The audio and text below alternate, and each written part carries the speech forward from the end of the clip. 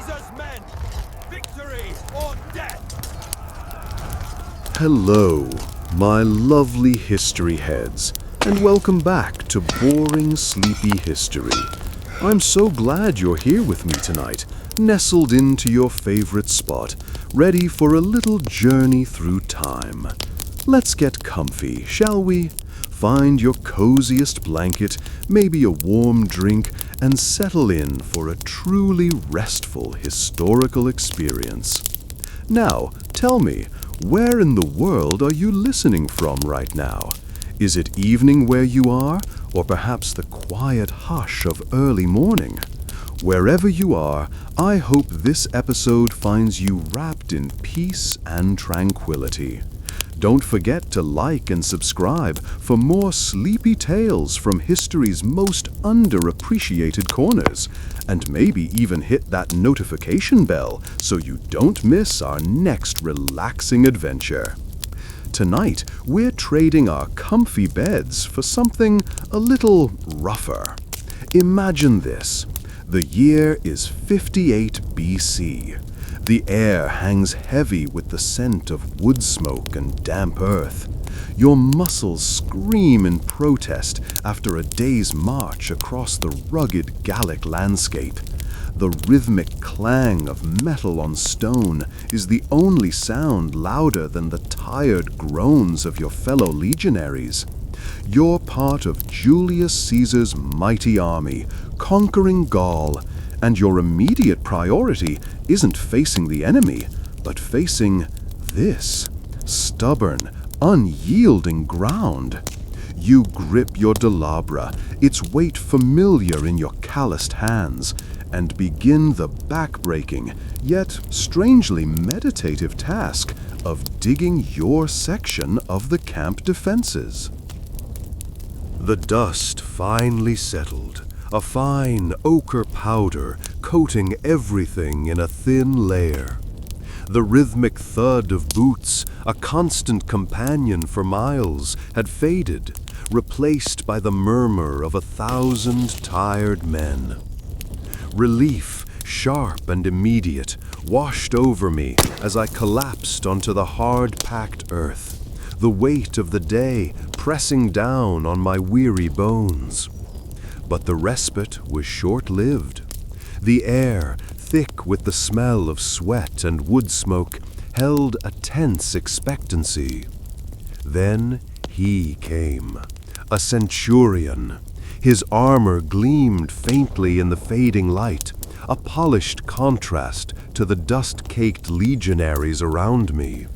His voice, sharp and precise, cut through the low hum of conversation like a blade. It wasn't a shout, not exactly. More of a precise, efficient delivery of orders. He spoke of patrols, of securing the perimeter, of vigilance against the shadows of the Gaulish night. He selected me, along with 4 others, their faces as weary as my own. We were a motley crew, representing the varied experiences of the Legion. A veteran whose face was a roadmap of past campaigns, a young man barely old enough to wield his gladius, and 2 others whose features were obscured by dust and shadow. There was no time for introductions, no need for idle chatter. The centurion's words were concise, his expectations clear. The patrol's route was delineated, the time specified, and the duty outlined with military precision. We were to cover the entire outer edge of the hastily constructed camp, our eyes and ears in the encroaching night. The weight of responsibility settled on my shoulders, a tangible pressure against the aching muscles of my back. Doubt flickered. The day had exhausted me. My limbs felt heavy and unresponsive. But the centurion's gaze, sharp and unforgiving, quelled any thought of dissent. We moved as a unit, a silent procession in the growing darkness. Each step was deliberate, each footfall measured and purposeful, a rhythm against the quiet rustle of the trees bordering the camp. The silence was broken only by the occasional snap of a twig, the chirping of unseen insects, and the deeper sounds of the camp fading behind us. The night was closing in, a cloak of darkness woven with the sharp tang of wood smoke and the earthy scent of the Gaulish soil. My senses were heightened, alert to every sound, every shadow. The weight of the day was replaced by a new, different kind of weight. The weight of responsibility for the safety of those asleep within the camp's newly built walls. We were the guardians of their slumber, the silent sentinels against the unknown dangers of the night. The embers of the fire cast long, dancing shadows across the rough-hewn palisade. My eyelids felt heavy, the weight of the day pressing down on me like the earth we'd wrestled with all afternoon. The rhythmic breathing of my fellow legionaries filled the night air, a low, comforting drone punctuated by the occasional crackle of burning wood. My gaze drifted towards the distant hills, their dark silhouettes sharp against the star-studded sky. A faint sound, almost imperceptible at first, sliced through the quiet. It was a low, guttural rumble, like the growl of a distant beast.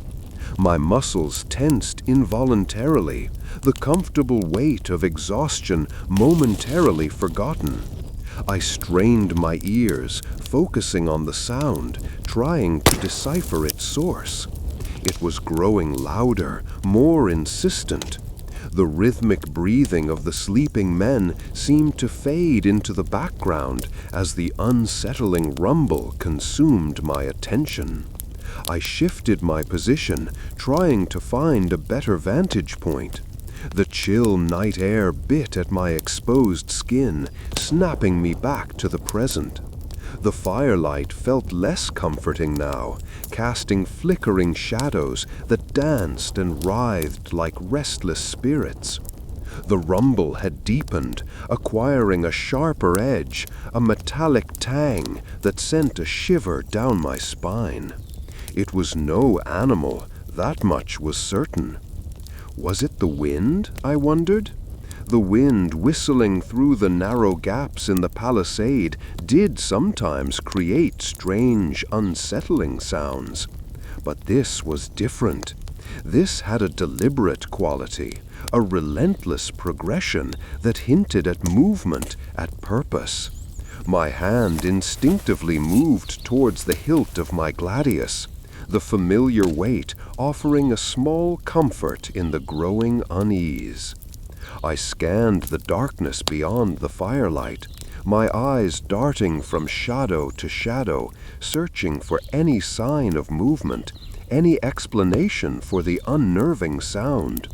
The other legionaries on watch remained silent, their faces impassive in the firelight. Were they hearing it too? Did they share my growing apprehension?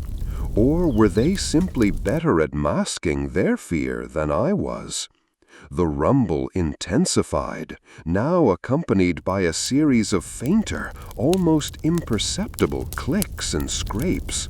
It sounded like metal on stone. The hairs on the back of my neck stood on end. This was no natural sound. This was the sound of something man-made. The sound seemed to emanate from the direction of the Gaulish village, but the distance was deceptive, masking the true scale of whatever was approaching. My breath hitched in my throat.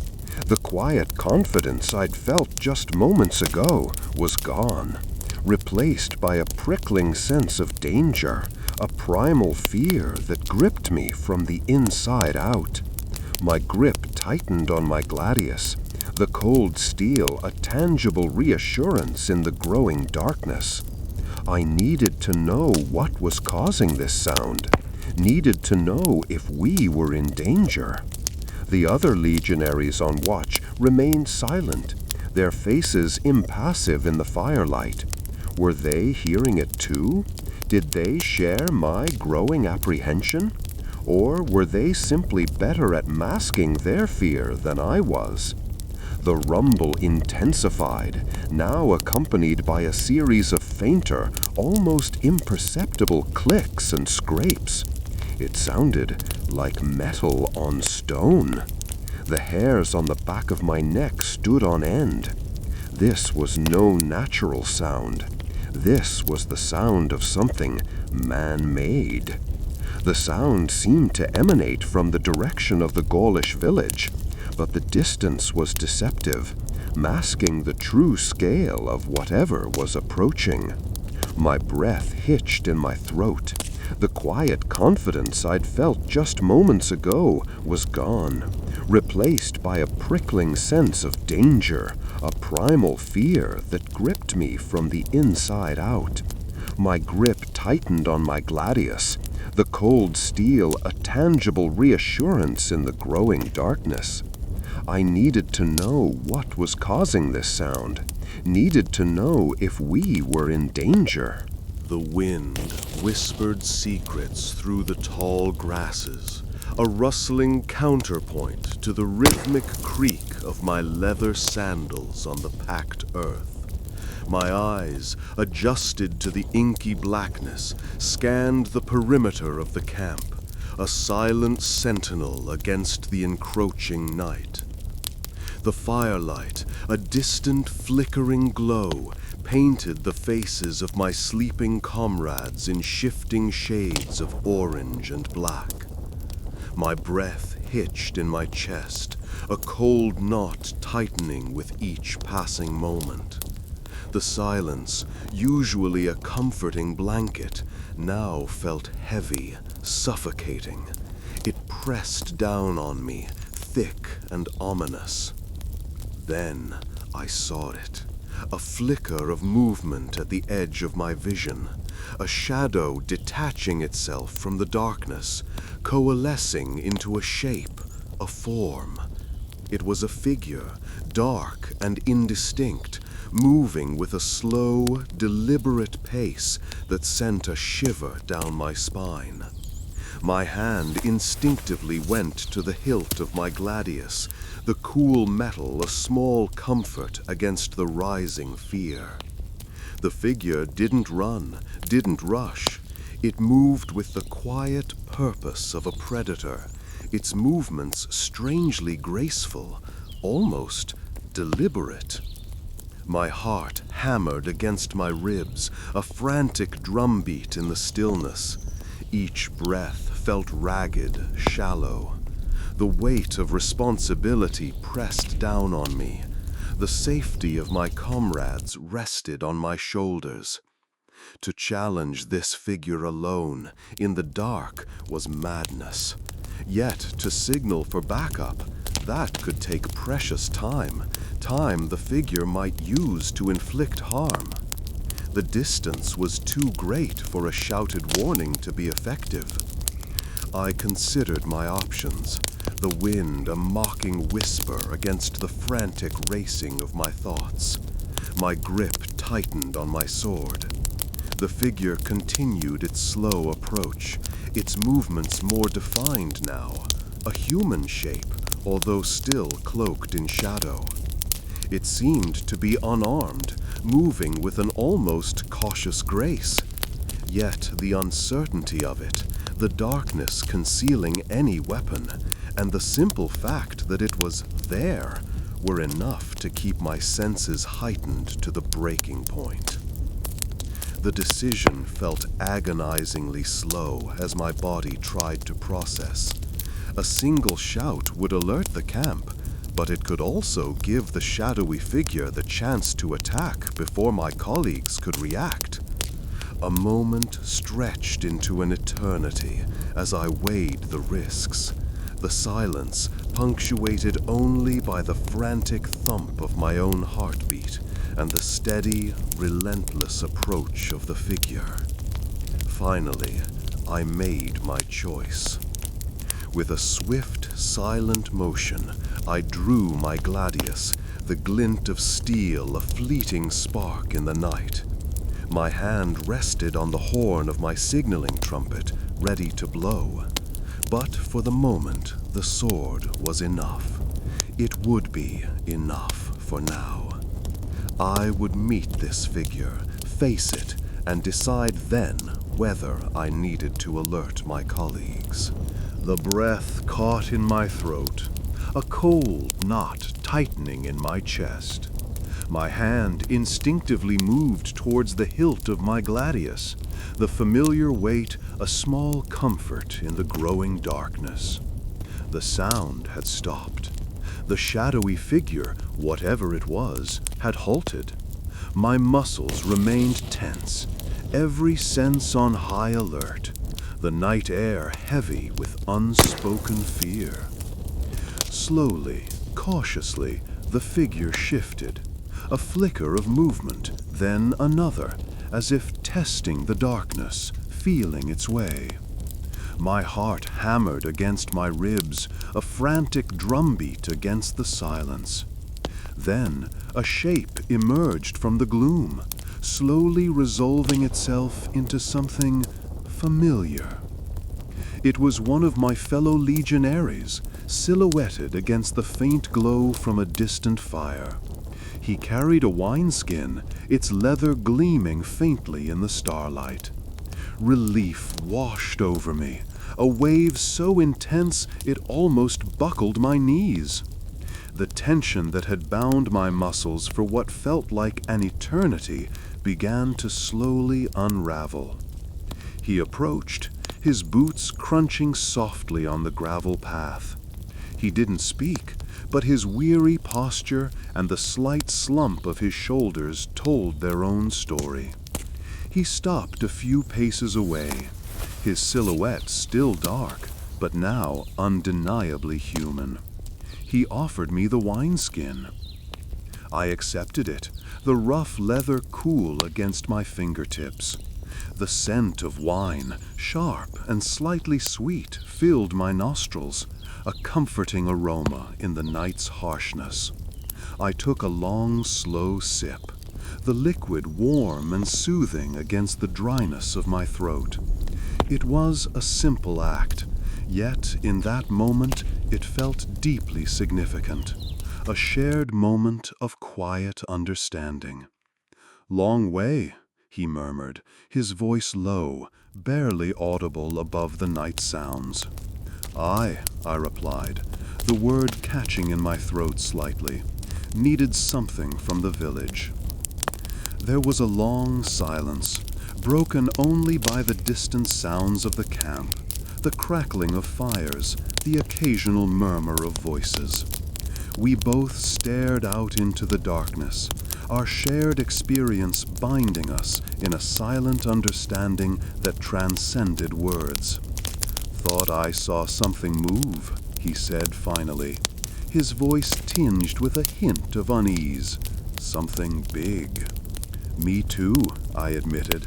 For a moment there, I was ready.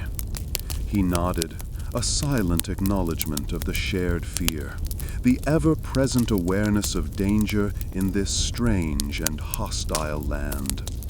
We finished the wine, the silence between us a comfortable blanket against the night's chill. It wasn't the silence of tension, but the silence of shared experience, of comradeship forged in the crucible of fear and vigilance. The shared drink, the shared anxiety, the shared vigilance. These were the silent bonds that held us together. We finished the wine and stood for a little while longer, just breathing and listening to the night. We continued our patrol, the night seeming a little less menacing now, the darkness a little less profound. The embers of the small fire crackled, casting dancing shadows that stretched and writhed across the rough-hewn faces of the nearby trees. My companion, a seasoned veteran whose name I didn't know, shifted his weight, the clink of his metal scabbard a faint counterpoint to the cricket's chirping symphony. We sat perched on a low rise overlooking the edge of the newly established camp. The darkness, a thick blanket broken only by the faint starlight and the occasional flicker of a distant fire. The night air, initially cool, now held a damp chill that seeped into my bones. My shoulders ached, a familiar companion after a long day of digging, but the weariness was a dull hum compared to the taut alertness that now gripped me. Silence had settled over us, a heavy, watchful silence, broken only by the natural sounds of the night. I'd been trying to clear my mind, to push away the anxieties that gnawed at the edges of my thoughts.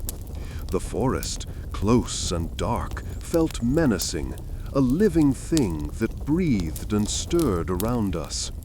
I found myself straining my ears, listening for anything out of place, any sound that betrayed the night's deceptive calm. Then it came. A sudden sharp cry, piercing the quiet like a shard of glass. It was a human sound, filled with a raw, primal terror that sent a jolt of adrenaline coursing through my veins.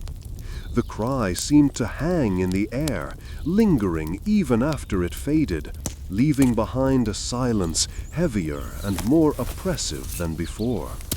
My companion's hand instinctively went to the hilt of his sword, the metal glinting faintly in the starlight. My own breath caught in my throat. My heart hammered against my ribs, a frantic drumbeat against the stillness. We exchanged a quick, silent glance, a wordless communication of shared alarm. The cry had come from the woods, somewhere to the southwest, a distance that felt both close and impossibly far. We could have responded in several ways: a cautious approach, a call for reinforcements, or simply remaining vigilant in our current position. The veteran, his face impassive in the shadows, subtly gestured towards the camp. It was a silent instruction, a decision made without words. He was suggesting we alert the rest of the watch before venturing into the unknown. The wisdom of his unspoken suggestion was undeniable. The risk of rushing into the darkness, into what we didn't understand, outweighed the possibility of facing it alone. I slowly nodded, my hand resting on the hilt of my own sword, a silent affirmation of our shared strategy. Together we rose, our movements slow and deliberate, our senses on high alert. The cry echoing in the silence, a haunting reminder of the unpredictable nature of the night.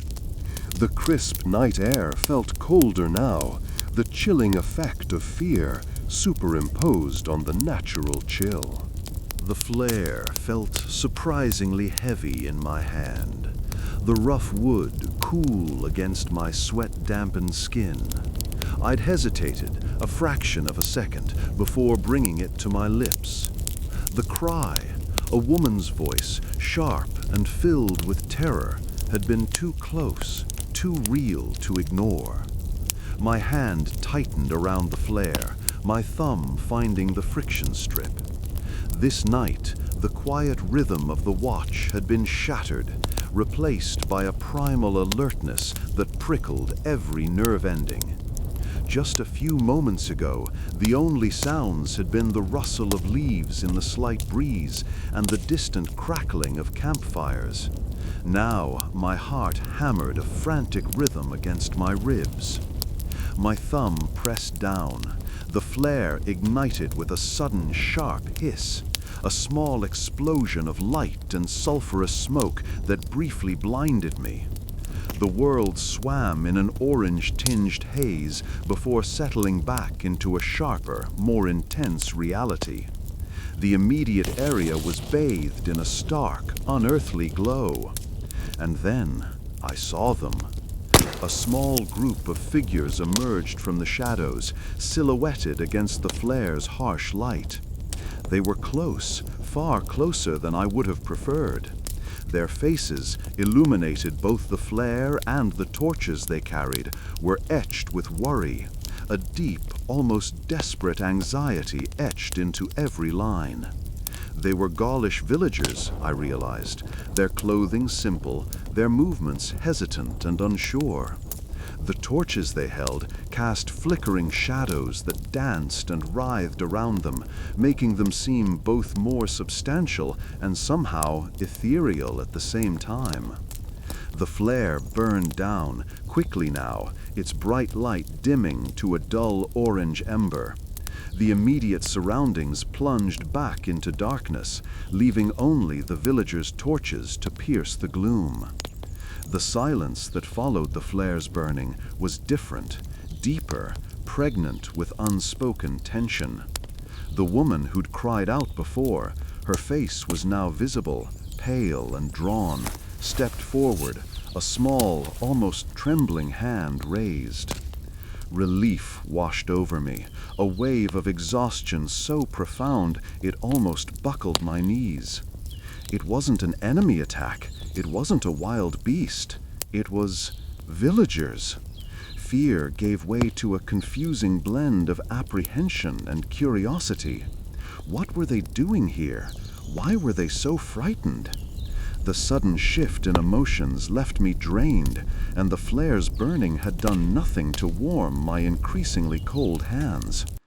I lowered the spent flare, its dying ember a faint glow against the darkness.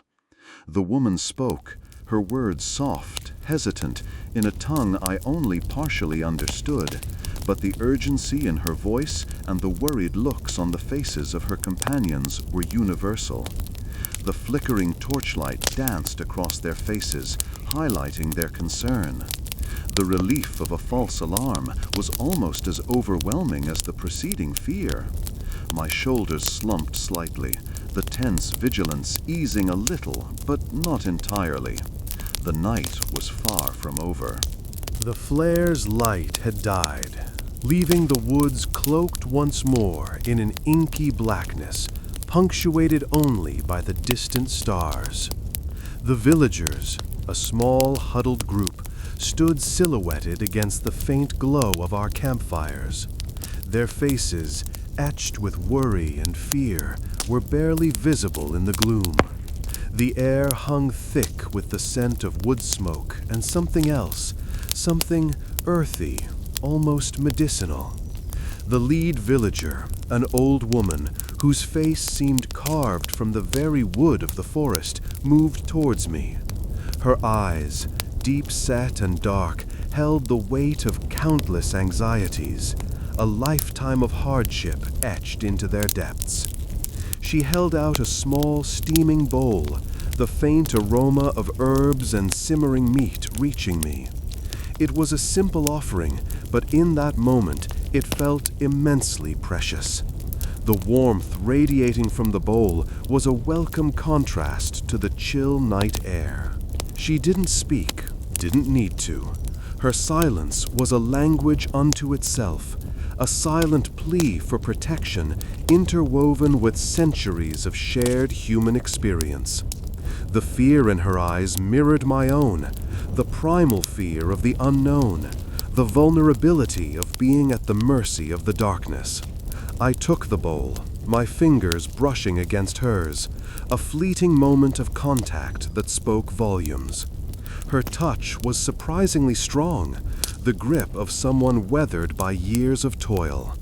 It felt reassuring, a stark counterpoint to the fragility of her bearing.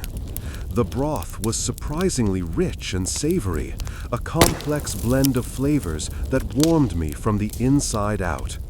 Each spoonful was a small victory against the cold and the creeping dread that threatened to engulf me. It was a simple act of kindness, a small offering in a world of uncertainty, but it restored a sliver of my humanity that the rigors of the campaign had threatened to erase. As I sipped the broth, I looked at the villagers, at their anxious faces, illuminated by the flickering firelight. They were just people, just like me, seeking safety and comfort in a world fraught with danger. The weight of my responsibility settled upon me once more. The weight of protecting not only my fellow legionaries, but also these vulnerable people, caught between two worlds, two cultures locked in a perpetual struggle. I nodded slowly to the old woman, a silent promise of vigilance, a pledge of protection to the best of my ability. The sound of rustling leaves in the near distance broke the spell of our silent communion, reminding us both of the ever-present threat that lurked just beyond the firelight. The warmth of the broth, surprisingly comforting in its simplicity, had faded, leaving a lingering taste of herbs and something faintly smoky. The old woman's silent plea for protection echoed in the stillness, a stark contrast to the rhythmic chirping of crickets that had previously lulled me into a state of almost peaceful contemplation. Her wrinkled face, etched with the worries of countless nights under these same stars, had imprinted itself on my memory, a potent reminder of the fragility of life beyond the ordered chaos of the Legion. I'd watched her shuffle back towards the flickering lights of the village, her silhouette a dark smudge against the star-dusted canvas of the night sky. My gaze drifted back to the sleeping forms of my fellow legionaries, their breaths shallow and even in the quiet night. A sense of shared vulnerability settled over me, a feeling both unsettling and strangely binding. We were all here, huddled together in this temporary haven we'd carved from the unforgiving Gaulish earth, a fragile bubble of order in a vast and unpredictable world. The fire crackled softly, casting dancing shadows that writhed and twisted like restless spirits. The scent of wood smoke mingled with the earthy aroma of the freshly turned soil, a heady combination that usually brought a quiet sense of accomplishment. Tonight, however, it felt heavy, cloying, like a shroud. Then it happened. A low growl, deep and resonant, shattered the quiet contemplation. It emanated from the shadows of the nearby bushes, a sound that prickled the hairs on my arms and sent a jolt of adrenaline through my veins. The peaceful tranquility was instantly gone, replaced by a hyper-awareness, a primal instinct taking over. My hand instinctively moved to the hilt of my gladius, the familiar weight a small comfort in the face of the unknown. The rustling in the bushes intensified, a creeping sound that seemed to slither through the darkness, closer now, more menacing. The rhythmic chirping of the crickets had ceased, replaced by a suffocating silence, broken only by the frantic thump, thump, thump of my own heart. The image of the old woman, her face etched with worry, flashed in my mind, a fleeting reminder of the vulnerability of those outside the Legion's protective wall. But there was no time for empathy now. Vigilance was paramount. My breath hitched in my chest, a ragged gasp swallowed by the night. My senses sharpened, straining to pierce the darkness, to identify the source of the unsettling sounds. Every shadow seemed to writhe, every rustle of leaves sounded like the approach of a predator. The comforting weight of my gladius felt less a source of comfort now, and more a last line of defense. My muscles tensed, ready to spring into action. The memories of training, the drills, the endless repetitions flooded my mind. I held my breath, waiting, listening, the sounds of the darkness now my enemy. The growl came again, closer this time, accompanied by a snapping twig, sending a shiver down my spine. The night felt less peaceful, less passive, and had become a challenge, filled with danger and the promise of violence. My focus shifted. The empathy for the villagers was replaced with the grim determination of a soldier facing an unseen enemy. I was no longer a man lost in contemplation, but a legionary on alert. The air, thick with the scent of damp earth and wood smoke, suddenly felt colder. The quiet hum of the night, punctuated only by the occasional rustle of leaves and the distant barking of a dog, was shattered. A low growl, guttural and deep, vibrated through the ground, a tremor that ran up my legs and settled in the pit of my stomach. My hand instinctively went to the hilt of my gladius, the familiar weight a small comfort in the sudden surge of adrenaline. Slowly, almost imperceptibly at first, a pair of eyes appeared in the darkness, two emerald points of light burning against the inky black of the undergrowth. They were close, too close. The growl intensified, accompanied now by a low, rhythmic snuffling sound. A lone wolf, its silhouette barely visible against the backdrop of the trees, emerged from the bushes. Its fur, the color of midnight, seemed to absorb the little light that remained. My heart hammered against my ribs.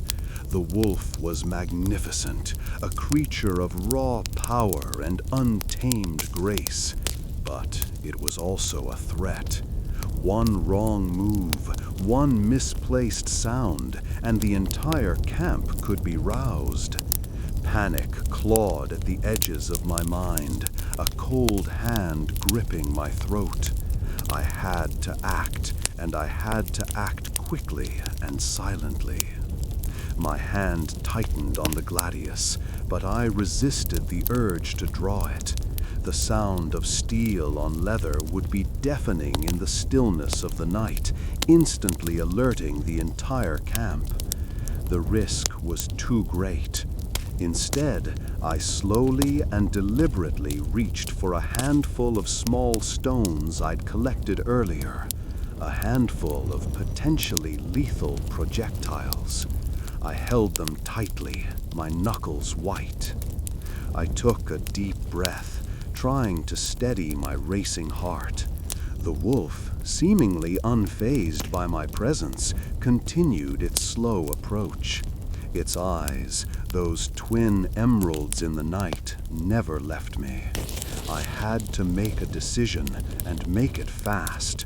Engage, risk a fight, possibly alerting the camp, or try to scare it away, a risky gamble with uncertain odds. My gaze dropped to the stones. My fingers tightened on the smooth, cool pebbles. I knew what I had to do. I would try the quieter approach first, for the sake of the camp's peace. Choosing my aim carefully, I let the first stone fly. It made a sharp, surprisingly loud thwack against a nearby tree. The wolf flinched, its head snapping towards the sound.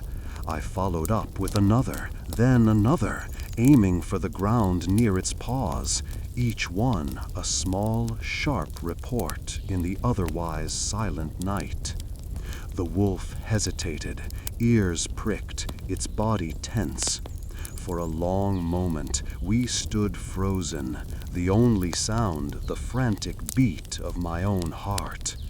Then, with a final, frustrated snarl, it turned and melted back into the darkness, the emerald points of light disappearing into the shadows as quickly as they had appeared. I waited, breath held tight in my chest, listening to the silence. Only the night sounds now, and my own ragged breathing. My shoulders slumped, the tension draining from my body. My relief was immense, yet a strange satisfaction resonated alongside it. I had faced a wild predator in the darkness, and I had outwitted it, silently, effectively. The embers of the fire had dwindled to glowing coals, casting long, dancing shadows that stretched and writhed across the rough-hewn palisade. My eyelids felt heavy, the exhaustion of the day pressing down like a physical weight. My muscles ached in a pleasant, dull sort of way, a testament to the effort expended. The rhythmic breathing of my fellow legionaries surrounding the fire was a comforting drone, a lullaby of sorts. But then, a faint flicker. It was a subtle thing, easily dismissed as a trick of the eye in the shifting darkness, but it wasn't. A faint light, too steady to be a firefly, too distant to be one of our own campfires, pulsed rhythmically in the distance. My heart quickened its pace. My hand instinctively went to the hilt of my gladius, the familiar cold steel, a small comfort in the growing unease. Slowly, carefully, I rose. The movement was deliberate, trying to avoid any unnecessary creaks or rustles. My eyes scanned the perimeter, the darkness seeming to press in from all sides. The night air was cool against my skin, carrying the scent of damp earth and pine. The sounds of the night, the chirping of crickets, the distant howl of a wolf, were suddenly sharper, more distinct. Each sound seemed to hold its breath, waiting. I edged towards the edge of the firelight, my footsteps carefully placed to avoid crunching on loose stones. The light remained stubbornly persistent, a faint, unwavering glow against the inky blackness of the forest. It was too far to make out any details, any hint of what might be its source. The possibility that it might be a signal, a beacon of some kind, played on my mind, a cold knot of apprehension tightening in my stomach. The silence stretched, heavy and pregnant with anticipation. My senses were honed to an almost painful sharpness. Every rustle of leaves, every snap of a twig sent a jolt of adrenaline through my body. The light seemed to beckon, a silent invitation to approach, a dangerous gamble against an unknown threat. The weight of responsibility pressed upon me, the duty to protect the camp, to keep my comrades safe. I made a decision, a quiet affirmation against the fear that clawed at the edges of my mind. Slowly, cautiously, I began to move towards the distant light. The darkness was a living thing, heavy and vast, and I was moving into its heart. Each step was a calculated risk, a slow, deliberate advance into the unknown. But I had to know. I had to see. The air grew colder, damper, the scent of pine intensifying. The light remained stubbornly, frustratingly indistinct. Its source remained hidden, a mystery cloaked in the deep woods. But my resolve held, the weight of my duty outweighing my fear. The faint light, a beacon of potential danger, or a signal of unknown origin, remained the focus of my attention. I moved closer, my senses alert, my hand always close to the steel of my gladius. The embers of the fire had dwindled to glowing coals, casting long, dancing shadows that stretched and writhed across the rough-hewn palisade. My eyelids felt heavy, the exhaustion of the day pressing down like a physical weight. My muscles ached in a pleasant, dull sort of way, a testament to the effort expended. The rhythmic breathing of my fellow legionaries surrounding the fire was a comforting drone, a lullaby of sorts. But then, a faint flicker. It was a subtle thing, easily dismissed as a trick of the eye in the shifting darkness, but it wasn't. A faint light, too steady to be a firefly, too distant to be one of our own campfires, pulsed rhythmically in the distance. My heart quickened its pace. My hand instinctively went to the hilt of my gladius, the familiar cold steel, a small comfort in the growing unease.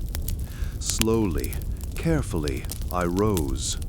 The movement was deliberate, trying to avoid any unnecessary creaks or rustles. My eyes scanned the perimeter, the darkness seeming to press in from all sides.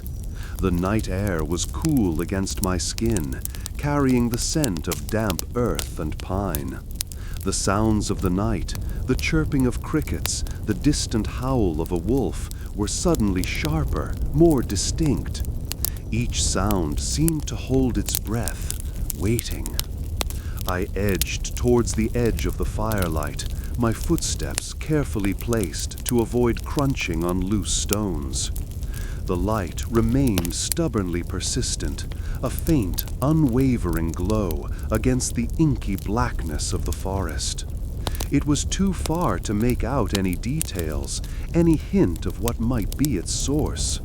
The possibility that it might be a signal, a beacon of some kind, played on my mind. A cold knot of apprehension tightening in my stomach. The silence stretched, heavy and pregnant with anticipation. My senses were honed to an almost painful sharpness. Every rustle of leaves, every snap of a twig sent a jolt of adrenaline through my body. The light seemed to beckon, a silent invitation to approach, a dangerous gamble against an unknown threat. The weight of responsibility pressed upon me, the duty to protect the camp, to keep my comrades safe. I made a decision, a quiet affirmation against the fear that clawed at the edges of my mind. Slowly, cautiously, I began to move towards the distant light. The darkness was a living thing, heavy and vast, and I was moving into its heart. Each step was a calculated risk, a slow, deliberate advance into the unknown. But I had to know. I had to see. The air grew colder, damper, the scent of pine intensifying. The light remained stubbornly, frustratingly, indistinct. Its source remained hidden, a mystery cloaked in the deep woods. But my resolve held, the weight of my duty outweighing my fear. The faint light, a beacon of potential danger or a signal of unknown origin, remained the focus of my attention. I moved closer, my senses alert, my hand always close to the steel of my gladius. The embers of the small fire cast long, dancing shadows that writhed and pulsed with the rhythm of the night. The air, still carrying the faint scent of wood smoke and damp earth, was suddenly heavy with a low, guttural growl. It came from the direction of the huddled villagers, a sound that scraped against the quietude like a fingernail on rough stone. My heart, which had begun to slow its frantic beat from the earlier encounter, now hammered a frantic rhythm against my ribs. For a moment, I was frozen, caught between two opposing currents of action. One, the ingrained discipline of the Legion, screamed at me to raise the alarm. A growl like that could mean anything. A wild animal, a lone attacker, or worse, a coordinated ambush. To alert my comrades was the safe course, the responsible course. But the villagers, their fear was palpable, a silent scream in the darkness. To raise the alarm would bring the legion's might, yes, but also its inevitable disruption, perhaps even violent intervention to their terrified refuge. The growl came again, closer this time, less a rumble and more a distinct snarl. A single wolf, perhaps, or something larger. The choice felt stark, a knife pressed against my throat. Silence or action, compassion or duty. My hand instinctively went to the hilt of my gladius, the cool metal a comfort against the rising tide of panic. But even as my fingers tightened, a small, involuntary sound escaped my lips. A breath, a sigh, maybe even a whimper. Then a different sound, a tiny rustle, a small movement from the villagers themselves. I held my breath, watching the shadows closely. It seemed the growl had unnerved the villagers as much as it had unnerved me. They were shifting, their forms indistinct, but their fear clear. There was a kind of terrified stillness, a desperate holding of breath mirrored by my own. A low, almost inaudible murmur came from amongst them, a prayer perhaps, or a shared whisper of fear. The old woman shifted, her frail form momentarily outlined by the flickering firelight. This was no time for heroic posturing, nor for reckless action. The risk of alerting the entire camp to a potential threat, however small, was simply too great. This was a matter of observation, of careful calculation, of quiet intervention. Slowly, carefully, I retrieved a handful of small stones from the ground. I chose them carefully, smooth and round, ones that wouldn't clatter too loudly against the hard-packed earth. The risk was there. One false move, a misplaced stone, and my decision would have grave consequences. The air was still thick with the animal's growl. With the slow, deliberate movements of a seasoned hunter, I began to toss the stones, aiming for the undergrowth from which the growls emanated. Each stone hit its mark with a soft thud, a barely audible whisper against the sounds of the night. Then there was a sudden rustle, a snarl, and silence. The villagers remained quiet, still huddled together. The darkness swallowed the sound, leaving only the quiet crackle of the fire and the uneven beating of my heart, which began to slow down. I was damp with sweat, my muscles tense, but the immediate threat seemed to have passed, for now at least. The air hung heavy, thick with the scent of damp earth and wood smoke. My breath plumed faintly in the chill night air as I watched the huddled figures of the villagers, their faces illuminated by the dying embers of their fire. Their fear was palpable, a silent tremor in the stillness of the night. Then it came, a faint rustling, a whisper of movement in the undergrowth just beyond the firelight. My hand instinctively went to the hilt of my gladius, the familiar weight a small comfort in the sudden surge of adrenaline. The rustling continued, a slow, deliberate sound that prickled my skin. Was it an animal, a patrol, or something else? The villagers remained motionless, their eyes wide and fixed on the darkness beyond the fire. To reveal myself, to investigate the source of the noise, risked alerting whatever lurked out there, and potentially jeopardizing the vulnerable villagers huddled before me. But to remain hidden, to allow the unseen threat to approach unchecked, felt like a betrayal of the silent trust they'd placed in me. My mind raced, weighing the risks. The villagers were unarmed, their fear a tangible thing that wrapped around me like a cold shroud. A lone wolf? Perhaps. But the sound, it lacked the confident, predatory shuffle of a wolf. It was more hesitant, more deliberate. The possibility that it was a Roman patrol stumbling upon this unexpected meeting was a chilling thought. If they saw the villagers, they'd likely report them as potential collaborators, leading to unpleasant consequences. My muscles tensed, every fiber of my being honed to a razor's edge. The conflict tore at me. My duty to the Legion clashed with the empathy that had blossomed in the shared stillness of the moments before. I knew that a swift, decisive action was needed. I needed to know what was out there without revealing the villagers. Slowly, carefully, I shifted my weight, inching my hand towards a handful of small stones I'd collected earlier. I aimed a stone towards the edge of the bushes, aiming for a spot just beyond the most intense rustling. The stone landed with a soft thwack, followed by a startled squeak, small, high-pitched, undeniably rodent-like.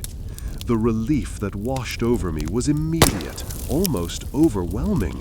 A relief that was quickly followed by a wave of self-reproach for having let such a small sound spark such intense fear.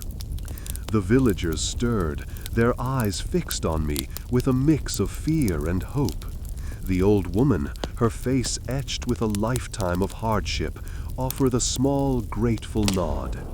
I responded with a barely perceptible gesture of reassurance, silently promising to keep watch over them. The night remained hushed, but the immediate tension had broken. A shared understanding hung in the air, born not of words, but of a shared vulnerability and a silent pact forged under the watchful gaze of the stars. The first hint of dawn, a pale watercolor wash across the eastern sky, crept through the trees. It painted the leaves in shades of gray and rose, a gentle counterpoint to the oppressive darkness of the previous hours. I breathed slowly, my chest tight with the residual tension of the night. The air, still cool with the lingering chill of night, held the scent of damp earth and wood smoke, a familiar smell that usually calmed me, but today felt charged with the weight of unspoken anxieties. Cautiously, I shifted my position, the rough bark of the tree scratching against my cheek. My movements were slow, deliberate, each muscle tense with a cautious alertness. The villagers huddled together, their faces barely visible in the dim light, their forms huddled like frightened animals. I didn't want to startle them, to remind them of the vulnerability they had shown during the night. Their quiet whimpers, almost inaudible, were a constant reminder of the fear that still clung to them. Slowly, I rose to my full height, raising my hands in a gesture I hoped conveyed reassurance rather than threat. My heart pounded a nervous rhythm against my ribs. It felt odd, this quiet moment, this unspoken understanding forged in the crucible of fear and shared vulnerability.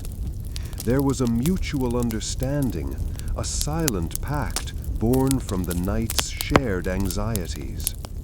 They looked up, their eyes wide with uncertainty, but there was no longer the panic that had gripped them just hours before. A simple nod, a slight inclination of my head, a silent acknowledgement of our shared ordeal, and they relaxed slightly. The small gestures, the shared glances, created a bridge across the chasm of language and culture, a silent conversation woven from fear and empathy. The weight of the night's events hung heavy between us, but there was a strange sense of comfort in our shared experience, a feeling of resilience born of mutual survival. It was a precarious peace, a fragile truce sealed in the quiet intimacy of the pre-dawn hours. I lingered for a moment, watching as the light steadily increased, painting the landscape in clearer hues. The small fires scattered amongst the village, which had seemed menacing in the darkness, now looked like small beacons of hope against the rising sun. Seeing them, feeling a fleeting sense of peace for their safety and mine, I began my return to the camp. Every step crunched on the damp earth, a reminder of the night's events. The familiar sights and sounds of the Roman camp, the murmur of voices, the smell of woodsmoke, helped to ground me again. The camp, which had seemed so vulnerable in the darkness, now looked strong and steadfast against the brightening sky. Reaching my cohort, I reported the event as succinctly as possible to the captain. My voice remained low and measured, a reflection of the night's subdued tension. The details were few, the facts stark. There was no need for embellishment. The night had spoken for itself. My focus shifted to the present. I needed to rest, to gather my strength for whatever the day would bring. The first light of dawn painted the eastern sky in muted hues of gray and orange, a weak sun struggling to pierce the lingering mist. The air, still crisp with the night's chill, carried the scent of wood smoke and damp earth. My muscles, stiff and aching, protested every movement as I rose from my meager pallet of straw and rough-spun wool. The night's vigil had been long, punctuated by the rustle of unseen creatures and the distant howl of a wolf. Sleep had been fitful, a patchwork of uneasy dreams and sudden jolts of alertness. The captain's voice, sharp and clear despite the early hour, cut through the quiet of the camp. He stood near the central fire, his figure silhouetted against the growing light, surveying the tired faces of the legionaries. He spoke briefly, his words outlining the day's tasks, reinforcing the palisade, gathering firewood, and, most immediately, the distribution of the morning rations. He pointed to me, and then to a pile of hardtack biscuits and a leather flask of water. A simple nod was all the instruction I needed. I approached the pile with a sigh. The hardtack, dry and crumbly, was our daily sustenance, a meager offering against the demands of our arduous labor. As I began to dole out the rations, a quiet murmur arose from the men. They were a collection of worn faces, etched with fatigue and the grim determination that marked us all. Each man accepted his portion with a silent nod or a weary grunt, avoiding eye contact as if to conserve even the smallest amount of energy. I watched as they broke the hardtack, the sound of brittle cracking, a small, repetitive soundtrack to the growing morning. I offered a few words to some of them, offering a shared smile and brief acknowledgement of their struggles. A younger soldier, his face still boyish despite the weariness in his eyes, murmured something about his family back in Rome, the words barely audible above the sounds of the camp. His words, a brief escape from the reality of our situation, were a brief reflection of the shared hopes and anxieties each of us carried within. An older legionary, his face deeply lined and weathered, accepted his portion without a word. His eyes, however, met mine, and I saw a flicker of something deeper than mere fatigue. A shared understanding, a bond forged in the crucible of shared hardship.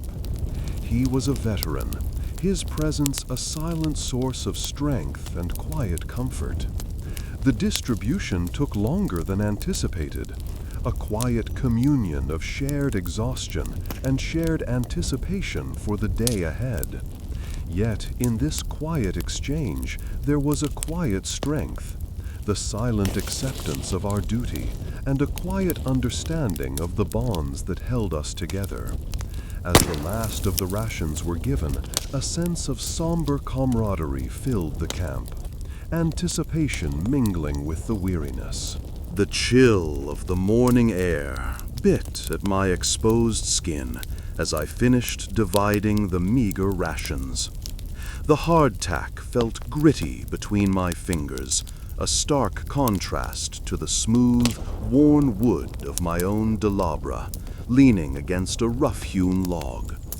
The sunrise painted the eastern sky in hues of pale orange and soft rose, a breathtaking sight that did little to alleviate the persistent ache in my bones. Yesterday's labor had left its mark, a familiar weariness that settled deep in my muscles. A shadow fell across the meager breakfast spread. I looked up to see a young legionary standing before me, his face pale and drawn, his eyes shadowed with fatigue. He was barely more than a boy, his frame still slight beneath the weight of his armor. He shifted his weight from foot to foot, his gaze fixed on the ground. He clutched a dolabra, its head dull and chipped, a stark contrast to the gleaming sharpness of mine. He cleared his throat, a small, nervous sound that barely registered above the quiet murmur of the camp. "Excuse me, veteran," he began, his voice a hesitant whisper. I was wondering if you might perhaps show me how to sharpen my dolabra?" A warmth spread through me, a feeling oddly comforting in the midst of the harsh reality of our lives. I remembered my own awkward fumbling with the tool, the frustration of a dull edge refusing to bite into the earth. I nodded, a silent invitation for him to sit. He did so, his movements stiff and hesitant, as if unsure of his place. I picked up his dolabra, examining the damage. The edge was indeed badly chipped, the steel dulled and pitted. "It's seen some use," I murmured, more to myself than to him. He nodded, a silent admission of his own ineptitude. I showed him the proper way to hold the whetstone, the angle to maintain, the even pressure required to bring the steel back to a keen edge. My hands, rough and calloused, moved with a practiced ease, a rhythm developed over years of toil. I explained the importance of a sharp blade, not just for efficiency, but for safety. A dull dolabra was more likely to slip, causing injury. He watched intently, his eyes mirroring my movements. He mirrored my actions, his own hands clumsy at first, then gradually finding the rhythm. As he worked, the silence between us was comfortable, a shared understanding born from the common hardship we both endured. There was no need for words. The work spoke for itself, a silent conversation of skill and perseverance. The rhythmic rasp of steel on stone became a hypnotic lullaby, a counterpoint to the sounds of the waking camp. He worked diligently, his brow furrowed in concentration. Slowly, methodically, the dull edge began to gleam, a small victory reflected in the youthful hope that reappeared in his eyes. A quiet pride filled me, not just in the restoration of the tool, but in the silent mentorship shared in the cool morning air. We continued to work side by side until the dolabra was sharp, the young legionary's grin broadening. He smiled, his eyes bright with gratitude. The first hint of dawn was a pale smudge on the eastern horizon, a weak promise against the lingering darkness. The air, still cool from the night, held the scent of damp earth and wood smoke. My body ached, a familiar symphony of stiffness and soreness in every joint, a testament to the previous day's relentless labor. Sleep had been a blessed balm, but its effects were already fading, replaced by the creeping awareness of the day ahead. The meager breakfast of hardtack and water had done little to quell the persistent gnawing of hunger, but it had given a necessary edge to my weary mind. I sat, leaning against the rough-hewn palisade, watching the embers of the fire slowly die, their warmth a fading memory. The quiet of the camp was fragile, the hushed murmurs of waking men a low hum in the pre-dawn stillness. Then it shattered. A centurion's sharp voice, amplified by the stillness, cut through the morning quiet.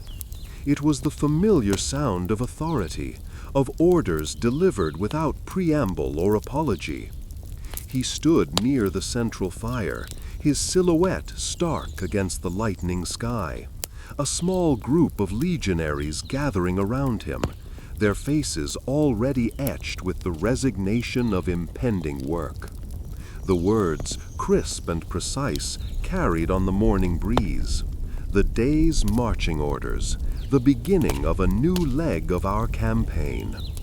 The destination was unnamed, a nameless place on a nameless map, just another point in the seemingly endless expanse of Gaul. The news spread through the camp like a ripple in still water, disturbing the fragile calm. The sounds of men packing gear, the clang of metal against metal, the low grumbles of discontent, a familiar morning chorus.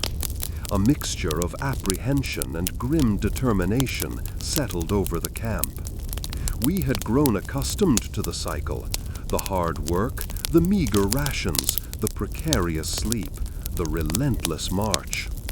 Yet a sliver of something else stirred within me, a faint anticipation perhaps, or maybe just the dull ache of numbness that came with long exposure to hardship. I joined the others, the familiar weight of my pack settling onto my shoulders. The straps chafed, a minor discomfort compared to the deeper aches in my muscles.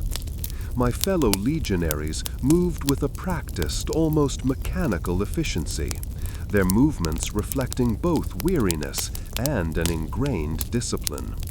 There was little conversation, only the rhythmic clinking of equipment, the occasional grunt, and the shared look of quiet resolve. The first rays of the sun finally broke through the horizon, painting the sky in muted oranges and yellows, a beautiful but heartless backdrop to our mundane preparations. The centurion's sharp gaze swept across our ranks one last time before signaling the start of our movement. The rhythmic thud of thousands of boots on the road once again began. The rhythmic crunch of gravel underfoot and the steady beat of marching boots were the soundtrack of our morning, a familiar, almost comforting rhythm that had become ingrained in my very bones over these long months of campaign. The sun, a pale disk barely peeking over the eastern hills, cast long shadows that stretched and distorted the familiar landscape. The air, still cool with the remnants of the night, held the earthy scent of damp soil and the metallic tang of sweat, a smell I knew intimately. My own muscles, stiff and protesting after the previous night's work, ached with a dull, persistent throb. Then the silence was shattered. A sharp, piercing cry, raw with pain and terror, sliced through the morning calm.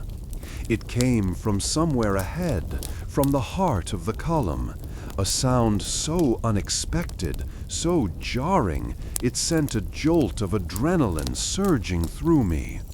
My heart hammered against my ribs, a frantic drumbeat against the steady rhythm of my boots. The world seemed to sharpen, colors intensifying, sounds becoming more acute. The mundane rhythm of the march was replaced by a sudden, overwhelming sense of alertness, of danger. Instinctively, I reached for the hilt of my gladius, the familiar weight, a small comfort in the growing unease. The cry had been followed by a ripple of confusion, a momentary hesitation in the march as men around me stopped, their faces etched with worry and uncertainty. The captain's voice, usually calm and measured, was raised in sharp commands, attempting to restore order amidst the chaos. Orders were shouted, a flurry of Latin words designed to quell the rising panic and direct our response. The column halted, the rhythmic crunch of gravel replaced by the nervous shuffling of feet on the hard-packed earth. Men looked to their fellow soldiers, their faces mirroring my own apprehension. Silence descended, thick and heavy, broken only by the occasional gasp or whispered prayer. A palpable sense of dread hung in the air, thick and suffocating, a stark contrast to the routine of the past few weeks. The sense of impending danger was almost physical. I could taste the metallic tang of fear on my tongue, as if the very air itself was charged with anxiety. My eyes scanned the surroundings, searching for any sign of the source of the distress. My senses sharpened to the point of hyper-awareness.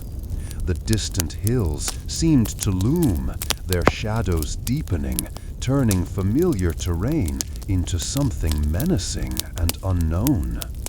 A sudden flurry of movement ahead broke the tense silence.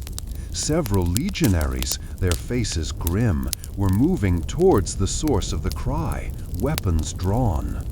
The air crackled with anticipation, with the unspoken tension that precedes violence. I followed, my own feet moving instinctively, drawn by an almost involuntary urge to offer aid, to understand, to face whatever lay ahead. The rhythmic crunch of gravel underfoot, the steady beat of marching boots, a familiar comfort, a lullaby of sorts in this harsh land. Then, silence. Not the peaceful silence of a still morning, but a tense silence, heavy with unspoken anticipation. The air, usually crisp and clean, hung thick with the scent of pine and damp earth. A smell that usually brought a sense of calm now felt oppressive.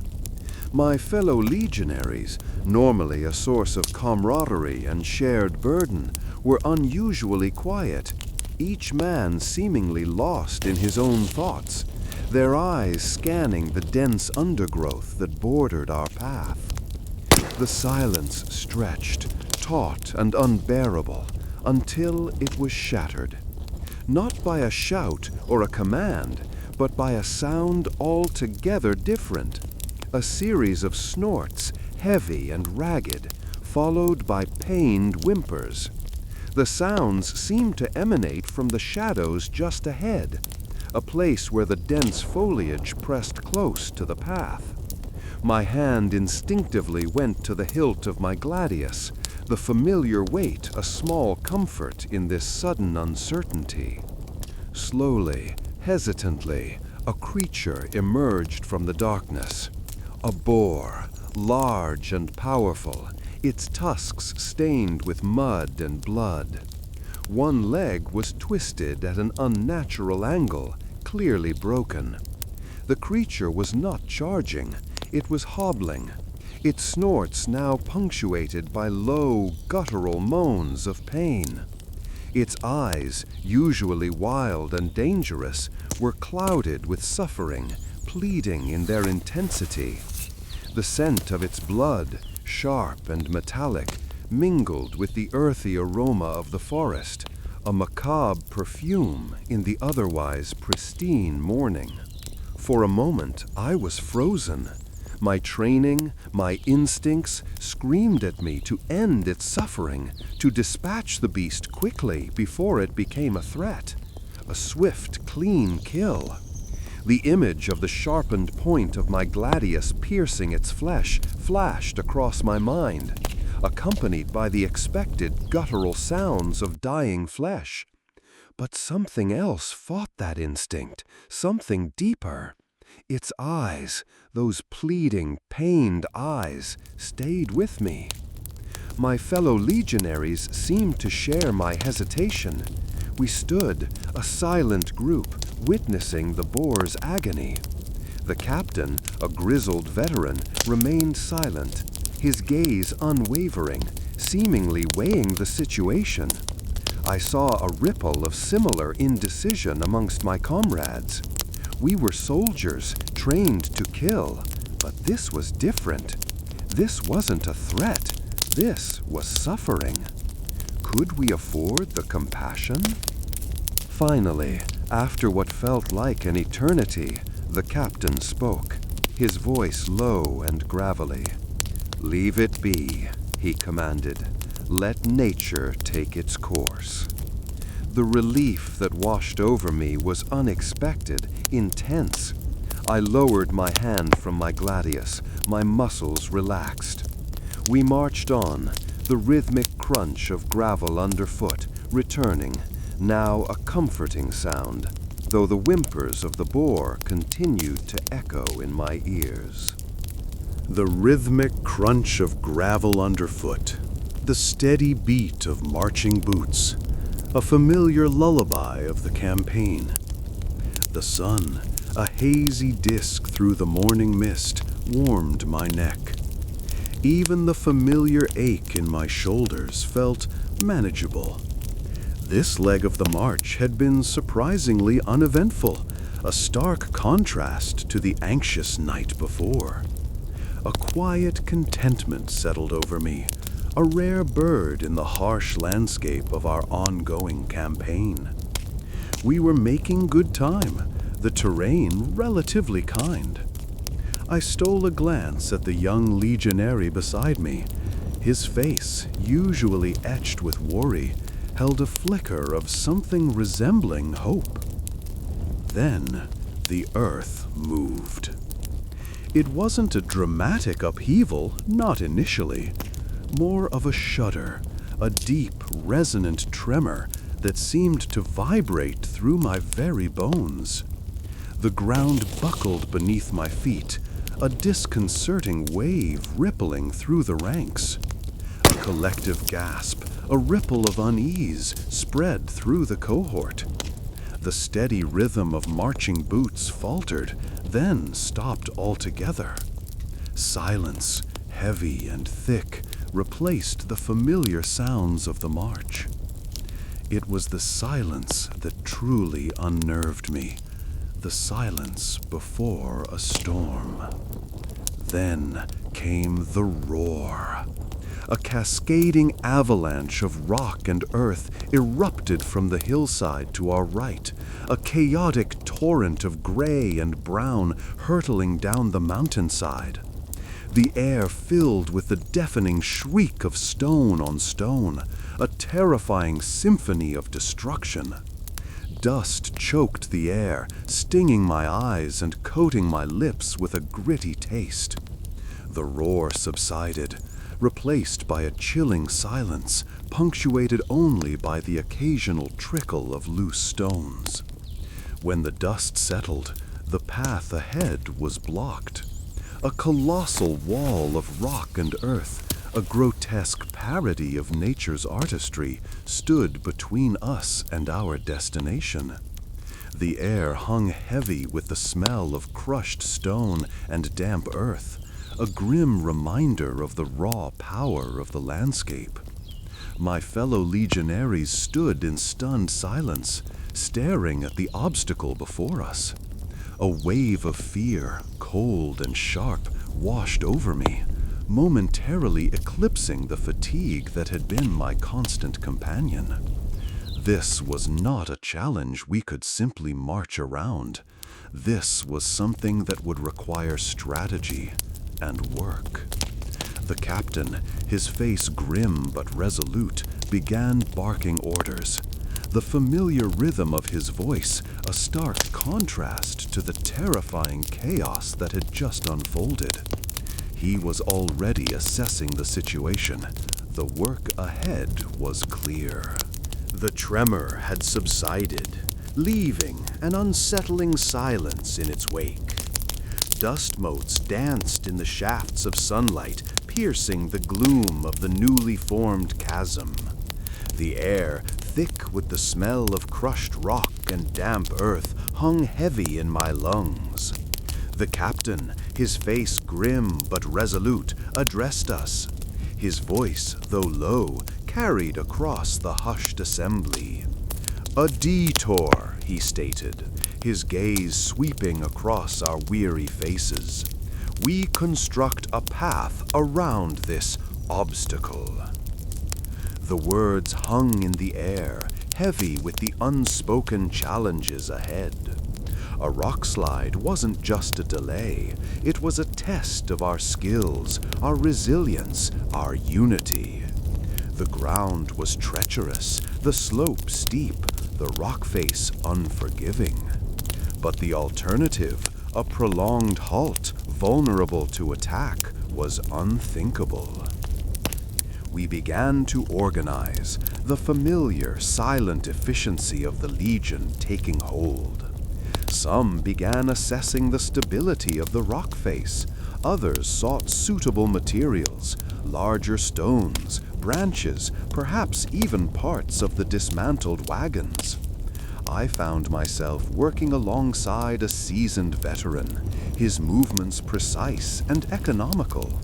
His weathered hands moved with a practiced grace, directing the flow of work with minimal words. The work was arduous. The sun beat down on our backs, the sweat stinging my eyes. Each rock we shifted was a small victory, a testament to our collective strength. I felt the pull of exhaustion, the ache in my muscles, but the shared purpose, the unspoken understanding, kept me going. We worked in rhythmic coordination, one man hefting a heavy stone, another guiding its placement, another securing it with smaller rocks and timber. The air buzzed with the quiet industry of our efforts, the rhythmic thud of rocks against rock, the scrape of branches against stone, a counterpoint to the chirping of unseen insects. The hours bled into one another, the landscape slowly yielding to our collective will. A rough, uneven path began to take shape, winding its way around the treacherous rockslide. There was a quiet satisfaction in the progress, a sense of accomplishment building with each successfully placed stone.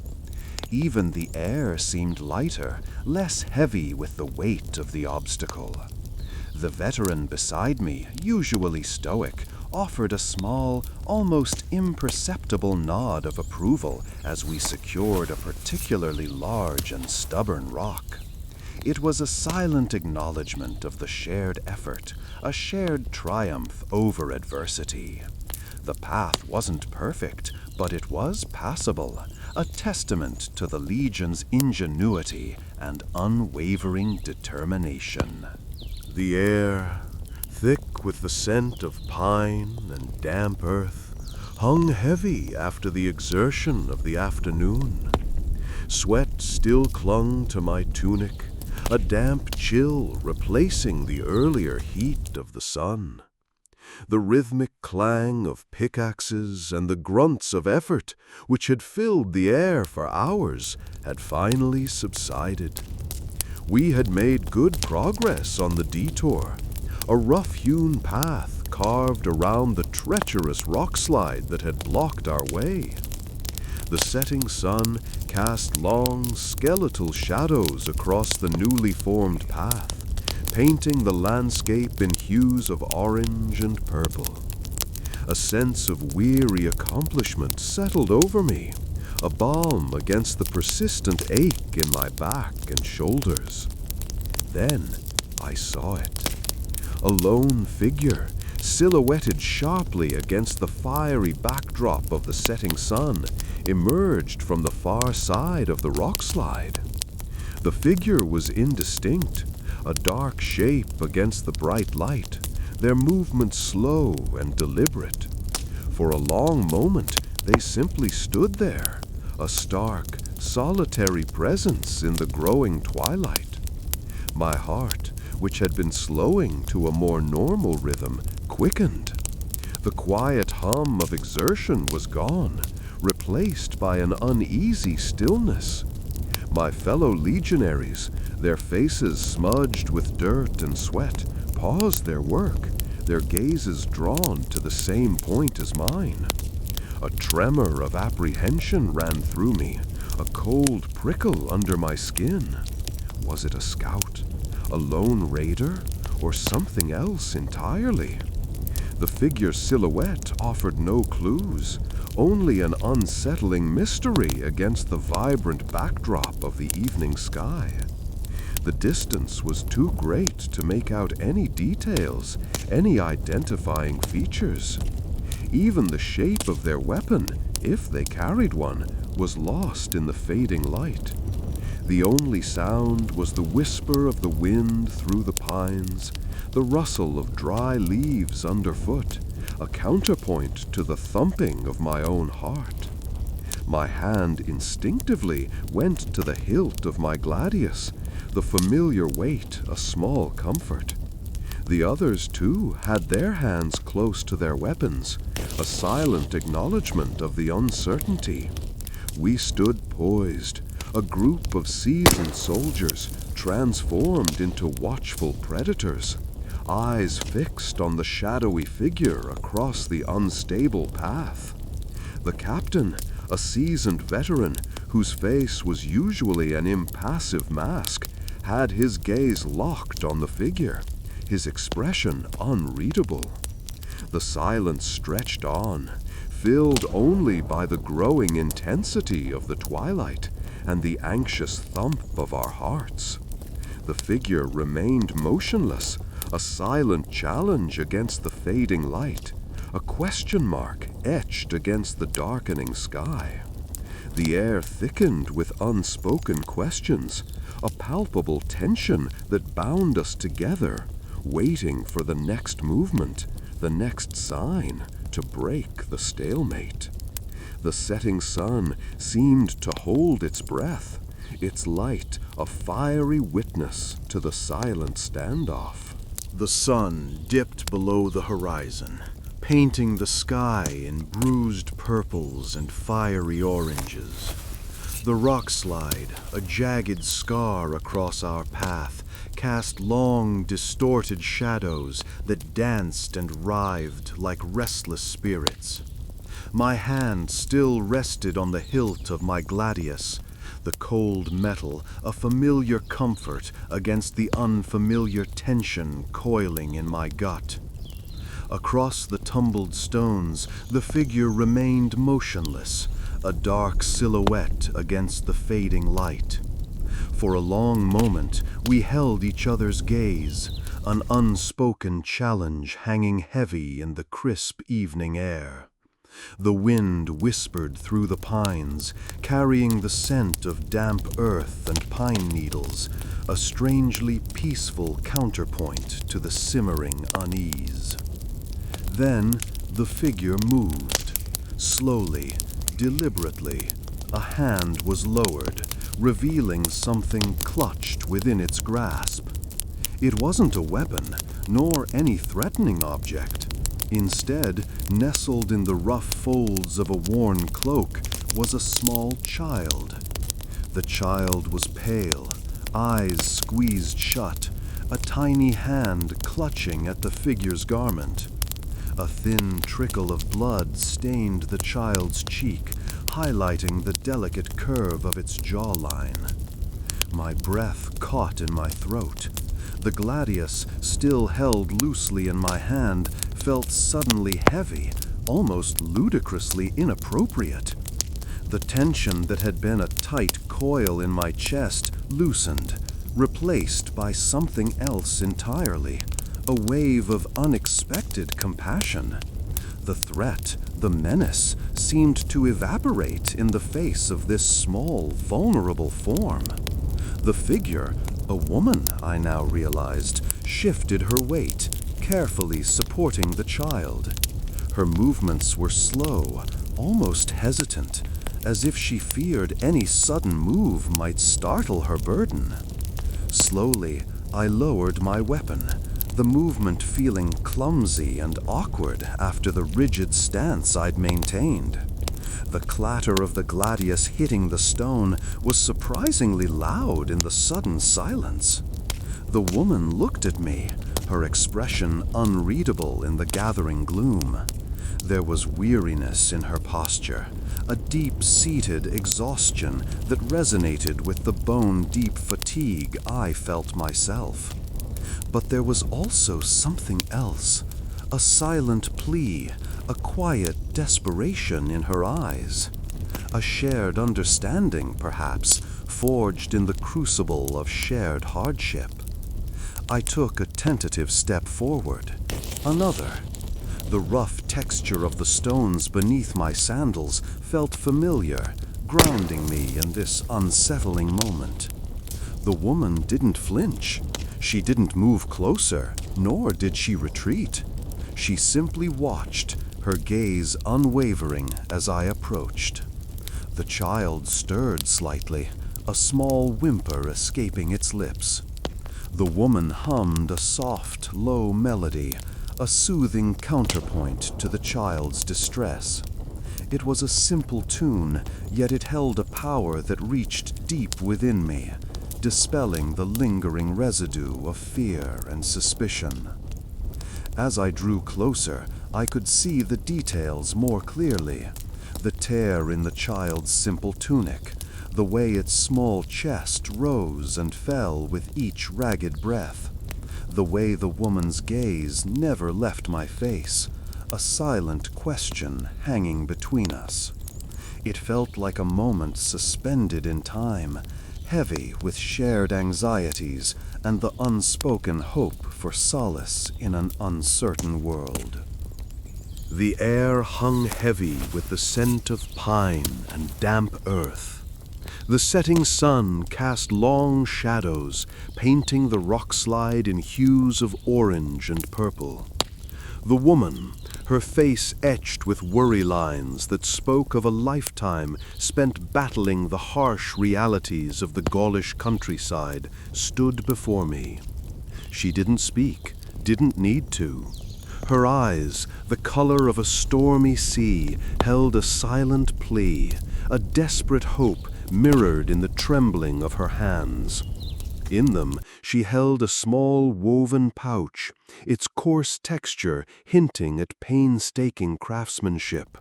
The scent of dried herbs and something faintly medicinal wafted from within. Slowly, cautiously, she extended the pouch towards me. I hesitated for only a moment. The weight of my training, the ingrained discipline of the Legion, battled with a surge of unexpected empathy. This wasn't a battlefield, not a clash of steel and fury. This was something smaller, more intimate. I took the pouch, my fingers brushing against hers.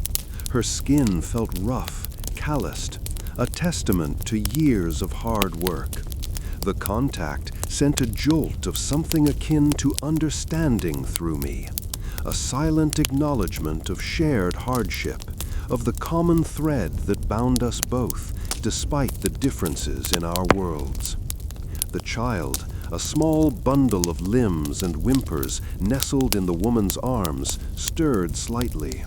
A tiny hand, stained with dirt and streaked with dried blood, reached out, grasping weakly at her shawl.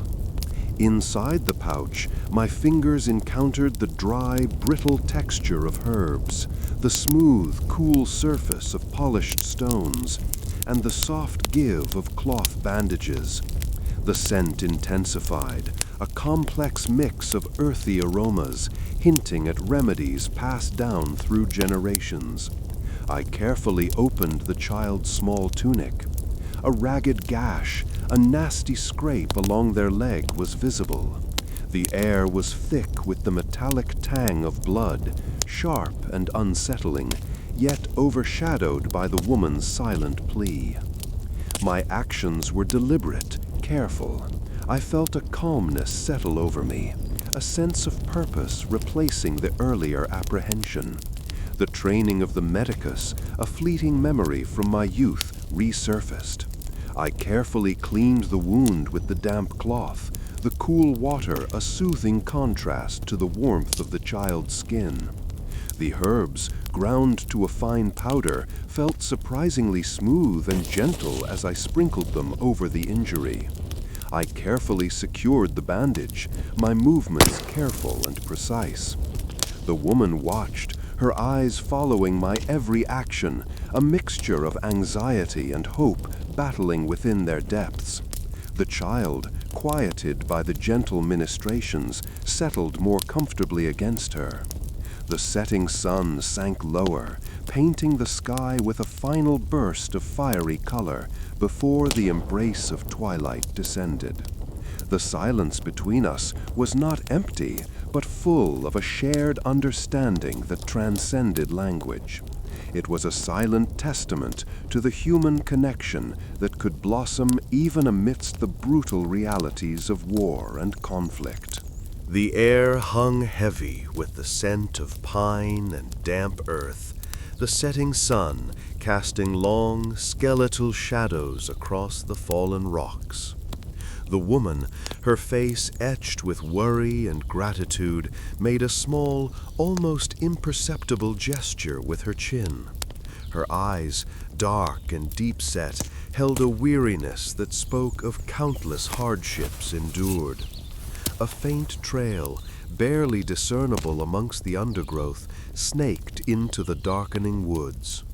She indicated it with a subtle movement, a silent communication that transcended language.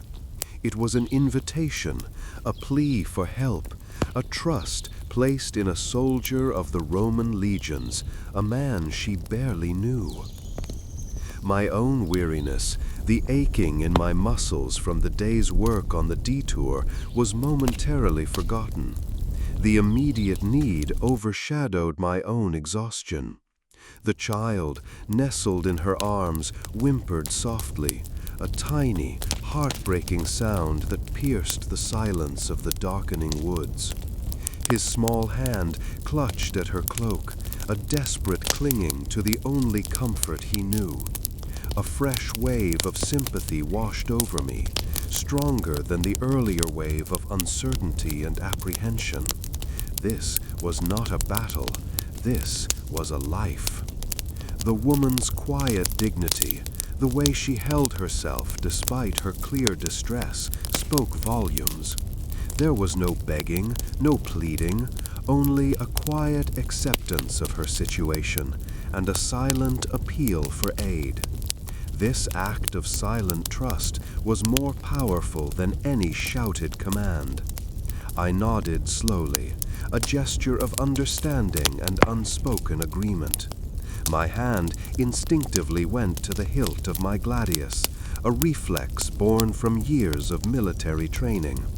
But the weapon felt strangely out of place in this moment, its purpose seeming crude and violent compared to the delicate fragility of the situation.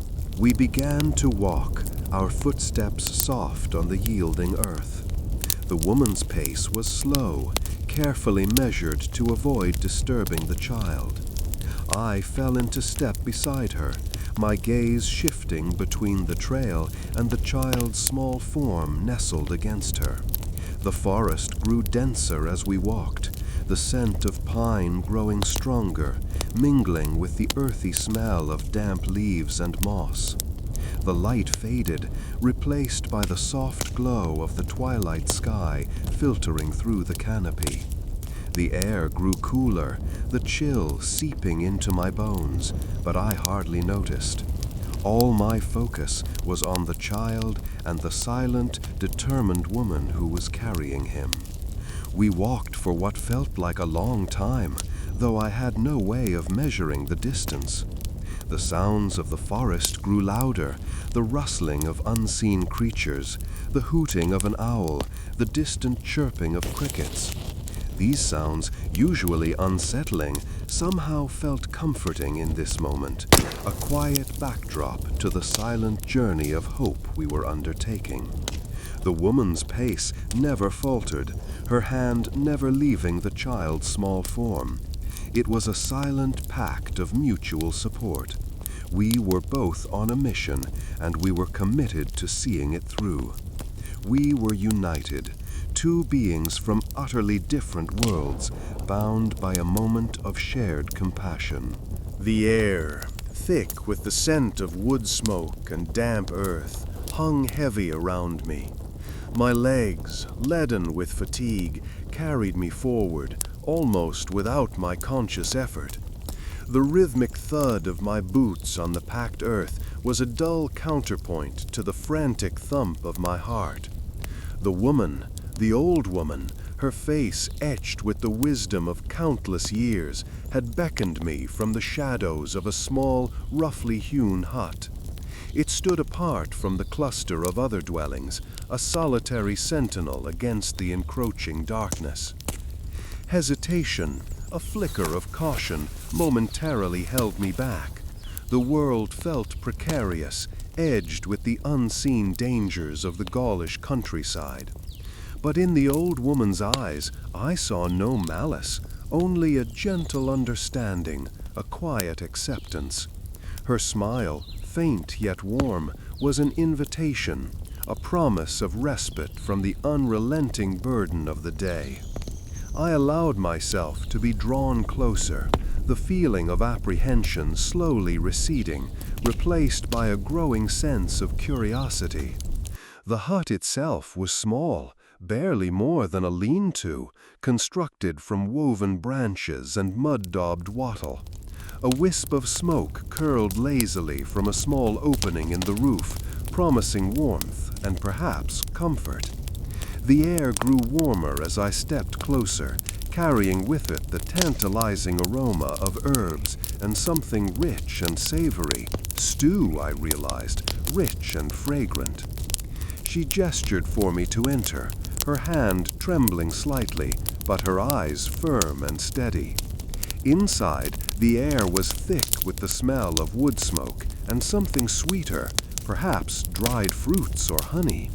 A small fire crackled merrily in the hearth, casting flickering shadows that danced on the rough-hewn walls. The floor was packed earth, littered with woven mats and simple earthenware pots. A low stool sat near the fire, beckoning me to sit. The old woman offered me a bowl of steaming stew, its aroma intoxicating. It was thick and hearty, filled with root vegetables and chunks of meat, seasoned with herbs that I didn't recognize, but that warmed me from the inside out. The taste was surprisingly complex, earthy, savory, and subtly sweet, a comforting balm to my weary soul. It was far better than the hardtack we'd been eating for weeks. As I ate, the old woman sat opposite me, her silence a quiet comfort. There was a deep peace in the hut, a stillness that was utterly foreign to the clamor and exertion of the camp. I felt a sense of calm I hadn't experienced in months, a release from the constant tension of military life. I watched the flames dance in the hearth, their flickering light painting the old woman's face in shades of amber and shadow. For a long moment, we simply sat, sharing a quiet companionship born of shared humanity and a mutual understanding of shared fatigue. The weight of the day, the weight of the campaign, seemed to lift just a little, replaced by a quiet, contented warmth. The deep weariness in my bones still throbbed, but it felt less severe, less oppressive, bathed in the quiet glow of the firelight. The stew, thick and savory with root vegetables and herbs I couldn't identify, warmed me from the inside out. The old woman's hut was small, barely more than a single room, but it held a surprising warmth, a comforting contrast to the damp chill of the evening air. Smoke curled lazily from a small fire in the hearth, painting dancing shadows on the rough-hewn walls. The air smelled of wood smoke, herbs, and something else, something earthy and ancient, like the very ground beneath the village. She sat opposite me, her hands gnarled and weathered, but moving with a surprising grace as she stirred the embers with a long, slender stick. Her face, a road map of wrinkles etched by time and hardship, was illuminated by the firelight, revealing eyes that seemed to hold the wisdom of generations. Silence settled between us, comfortable and companionable. Then she began to hum. It wasn't a song, not in the way I understood songs. It was a low, almost wordless melody, a haunting tune that seemed to rise from the very earth itself. Her voice, raspy with age, carried a strange power, weaving a story that felt both ancient and immediate. She spoke of spirits that roamed the whispering forests, of battles fought and lost long before the legions of Rome marched upon Gaul. Her words were simple, yet they painted vivid pictures in my mind. Ghostly warriors clashing in the moonlight, the clash of metal, the cries of the fallen, the wind whispering secrets through the ancient trees. I didn't understand the words, not entirely. The Gaulish tongue was a puzzle to me, a series of sounds that hinted at meaning but refused to fully reveal it. Yet I understood the story. I felt it in the low thrum of her voice, in the rhythm of her humming, in the way the firelight danced on her face. It was a story of loss, of struggle, of resilience. It was a story of a land, its people, their spirit unbroken even in the face of countless battles and invaders. It was a story of survival, of clinging to memory and tradition. She spoke of the spirits who guarded the land, spirits who were both benevolent and fierce, protectors and punishers. She spoke of heroes and villains, of betrayals and triumphs, of a history written not in scrolls and tablets, but in the very soil itself, in the songs whispered on the wind, in the ancient stones that dotted the landscape. Her voice, at times barely a whisper, at others rising to a near chant, filled the small hut, chasing away the cold and the shadows. I listened, captivated, drawn into the heart of her narrative, feeling a connection to this land, this history that transcended the differences of language and culture. As she spoke, I felt a profound sense of empathy for this ancient land, this resilient people, and for the story of their endurance. The weight of the day, the exhaustion of the march, the harsh reality of our occupation, all faded into the background, replaced by a sense of awe and wonder. The old woman's humming faded, replaced by the crackling of the fire. The scent of wood smoke and simmering stew filled the small hut, a comforting balm against the chill of the night. My eyelids felt heavy, the warmth of the fire a gentle hand drawing me toward sleep. The events of the day, the hard work, the anxieties of the watch, even the unexpected encounter with the injured child, all seemed to recede, leaving behind a pleasant, if fragile, peace. Then a sound ripped through the stillness. A sudden sharp cry, piercing and desperate, cut through the quiet like a blade. It came from outside, somewhere beyond the rough-hewn walls of the hut. My eyes snapped open, the comforting haze of drowsiness instantly dispelled. The warmth of the fire suddenly felt stifling, the air thick with a new, urgent tension. My heart hammered against my ribs. The cry, sharp and high-pitched, suggested fear, perhaps even pain. The old woman stirred, her hand resting on the worn wooden table beside her. Her eyes, usually so calm, were wide, reflecting the same apprehension that filled me. A low, guttural growl followed the cry, a sound that sent a shiver down my spine. It was the sound of something large, something dangerous. I glanced at the old woman, her gaze questioning, pleading. She didn't speak, but the look in her eyes communicated everything. A plea for protection, a silent request to remain, to keep her safe. A powerful tug warred within me. The warmth of the fire, the promise of rest, the safety of this humble shelter, they all beckoned me to stay. Yet the cry, the growl, the unknown danger outside, they clawed at my conscience, demanding action. My hand instinctively went to the hilt of my gladius, the familiar weight, a small comfort in the face of uncertainty. The old woman's gaze was fixed on me, a mixture of worry and trust in her eyes. My resolve hardened.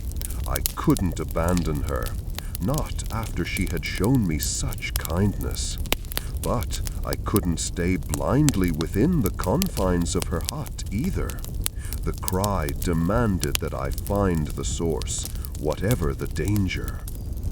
I stood, slowly, carefully, my movements designed to avoid any sudden alarming noise.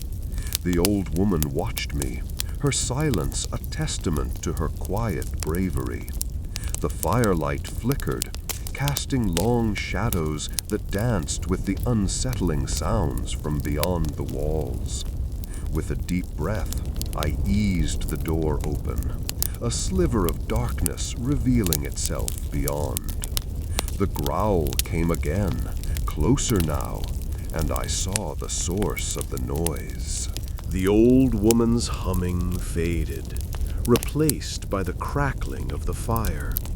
The scent of wood smoke and simmering stew filled the small hut, a comforting balm against the chill of the night. My eyelids felt heavy, the warmth of the fire a gentle hand drawing me toward sleep.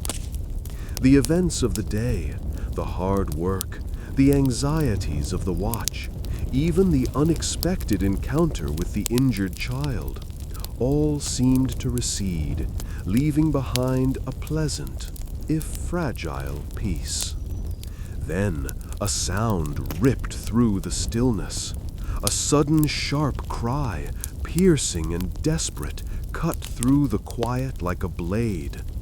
It came from outside, somewhere beyond the rough-hewn walls of the hut. My eyes snapped open, the comforting haze of drowsiness instantly dispelled.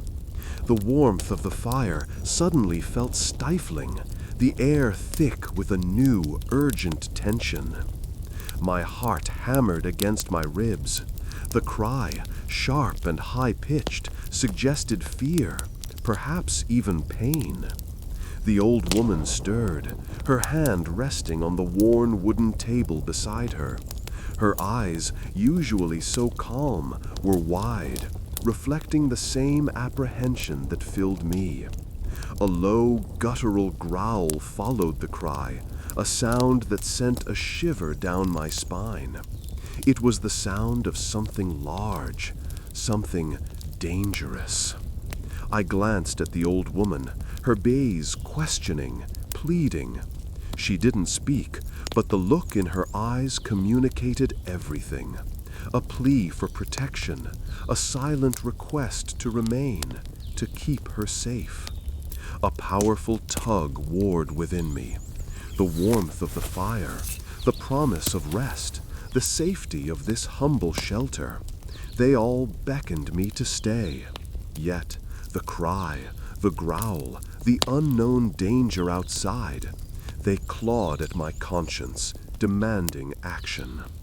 My hand instinctively went to the hilt of my gladius, the familiar weight a small comfort in the face of uncertainty. The old woman's gaze was fixed on me, a mixture of worry and trust in her eyes. My resolve hardened. I couldn't abandon her, not after she had shown me such kindness. But I couldn't stay blindly within the confines of her hut either. The cry demanded that I find the source, whatever the danger. I stood, slowly, carefully, my movements designed to avoid any sudden alarming noise. The old woman watched me, her silence a testament to her quiet bravery. The firelight flickered, casting long shadows that danced with the unsettling sounds from beyond the walls. With a deep breath, I eased the door open, a sliver of darkness revealing itself beyond. The growl came again, closer now, and I saw the source of the noise. The air crackled with unspoken threats. The armed figures, their faces obscured by shadow, shifted uneasily, their weapons held loosely but ready. I felt the cold steel of my gladius press against my thigh, a familiar weight that offered little comfort in this strange, unsettling situation. The old woman, her face etched with worry, but her eyes holding a surprising strength, stepped forward. The movement was unexpected. I'd assumed she was frail, simply a figure of quiet village life. Her voice, when it came, was a low, calm murmur, a counterpoint to the tense silence that had fallen over us. It wasn't the frantic plea I'd expected. It held a strange authority, a quiet confidence that seemed to ripple through the night air. The words, though I understood little of the Gaulish tongue, carried a sense of ancient wisdom, a knowledge far deeper than my military training could ever encompass. She spoke of shared lands, of a history woven from both conflict and cooperation, a tapestry older than Rome itself. The armed figures responded in hushed tones, their movements subtly less aggressive. One, slightly taller than the rest, stepped forward, mirroring the old woman's calm demeanor. He spoke with the same measured pace, his words laced with a cautious respect that surprised me. He seemed to be answering her, explaining their presence, their reasons for being here in the dark, far from their village. Their grievances, as I could piece together from their gestures and the old woman's occasional translation, were not entirely unfounded. They were worried, fearful of the Roman presence, of the changes that our campaign was bringing. The old woman, her voice never raising above a whisper, articulated their concerns with a surprising understanding of Roman military procedure, subtly shifting the focus from hostile confrontation to a discussion of mutual needs and concerns. She spoke of the approaching winter, of the scarcity of food, of the shared hardship that bound both our peoples regardless of our different banners. She was a negotiator, a peacemaker, her words acting as a bridge across a chasm of fear and mistrust. The leader of the armed figures nodded slowly, his grip on his spear relaxing.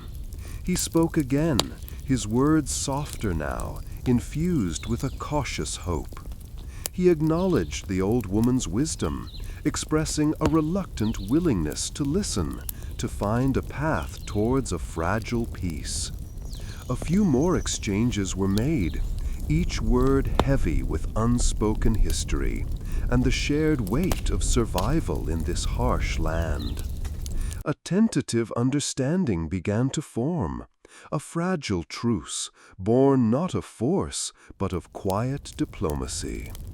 The darkness, once filled with the threat of violence, now seemed less oppressive, softened by a quiet acceptance of a shared fate. The armed figures, their anger seemingly appeased, began to disperse, melting back into the shadows, leaving us alone with the old woman under the watchful gaze of the stars. The air, still thick with the lingering scent of wood smoke and damp earth, hung heavy with the silence that followed the departure of the armed figures. Their threat, though unspoken, still echoed in the tense stillness. The old woman's presence, a rock of quiet strength just moments before, now seemed fragile, her shoulders slumped with exhaustion. But it was a small, almost imperceptible sound that cut through the lingering tension, a faint whimper from the injured child. The sound, fragile as a butterfly's wing, was a stark reminder of the immediate need. Shelter, care, now. The child, nestled in the woman's arms, stirred slightly. A small hand, stained with dirt and streaked with dried blood, reached out and grasped a loose strand of the woman's gray hair. The sight, so profoundly vulnerable, ignited a surge of protectiveness within me. My initial apprehension, the ingrained soldier's caution, faded, replaced by a surge of empathy, a simple, primal urge to protect this small, fragile life. The old woman's gaze met mine, a silent exchange passing between us, a shared understanding of the urgency of the situation, an unspoken agreement formed in the space between two vastly different worlds. She shifted the child slightly, revealing a small, ragged wound on the child's arm, already beginning to swell. The wound, though not deep, was clearly infected. It needed attention, and soon. I glanced around the small clearing, the darkness pressing in from all sides. The hut, a haven of warmth and quiet just moments before, now seemed inadequate, exposed. We needed a more secure location. My hand instinctively went to the hilt of my gladius, a habitual gesture, though the weapon felt strangely out of place in this context. This wasn't a battle. This was a rescue. The old woman, reading my unspoken thoughts, gestured towards a narrow track that wound its way deeper into the woods. The path was barely visible, almost swallowed by the encroaching darkness, but it offered a sense of seclusion, a chance to escape the watchful eyes of whoever had threatened us moments before. She knew this land better than I ever could. Trusting her implicitly, I nodded, and together we began our slow, careful journey into the night. The forest floor was soft beneath my boots, damp leaves muffling the sound of our passage. The child's whimpers, though intermittent, served as a grim compass, guiding our steps. The air grew colder, the scent of pine and damp earth filling my nostrils. The stars, previously obscured by the canopy, now shone brightly above, their light offering a small comfort in the darkness. With each step, the weight of my armor seemed to lessen, replaced by the heavier weight of responsibility. a burden I willingly carried. The night held uncertainty still, but my focus had shifted. It was no longer about the Legion, or the campaign, or even my own safety. It was about the quiet whimper, and the small hand clinging to the old woman's hair. The forest path wound on, the child's whimpers a counterpoint to the rustle of leaves underfoot. The old woman walked with a surprising lightness, her pace unhurried despite the urgency I felt. The air grew colder, the scent of pine sharper.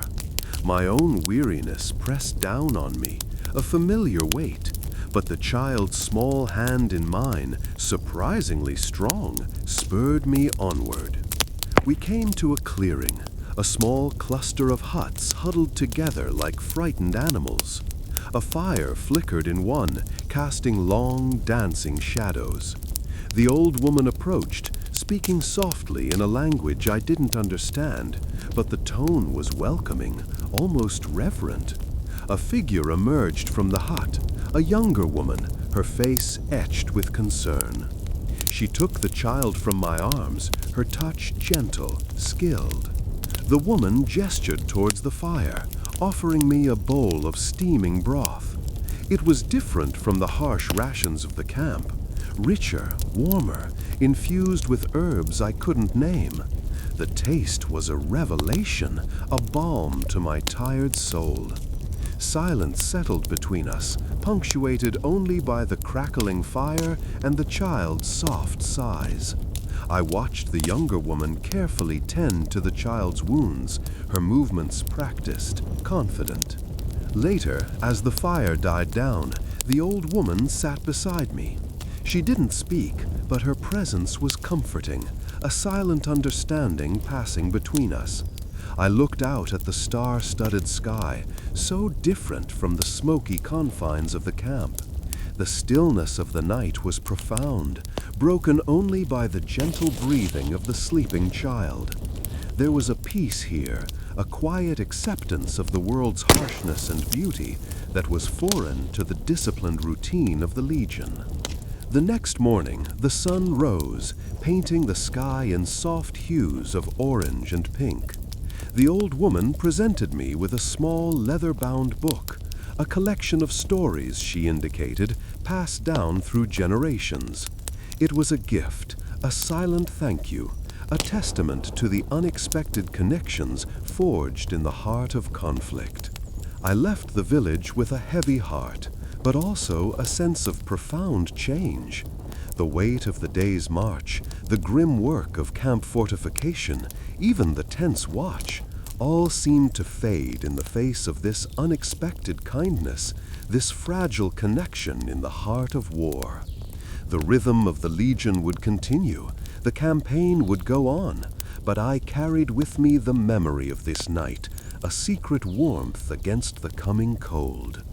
The faces of the villagers, the smell of woodsmoke, the taste of that unfamiliar broth, these would remain, quiet echoes in the relentless march of time. The campaign's uncertain future felt less daunting, knowing that even in the darkest corners of the world, glimmers of human connection could be found.